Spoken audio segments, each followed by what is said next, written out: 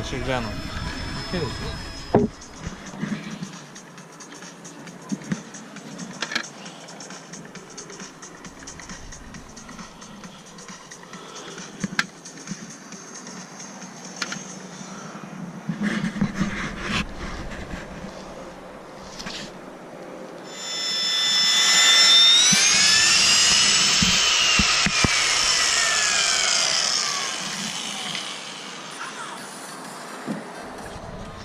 Да не, материал покажу красивый.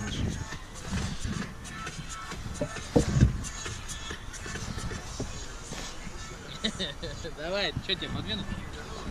Ну давай чуть-чуть. Пожалуйста, пожалуйста.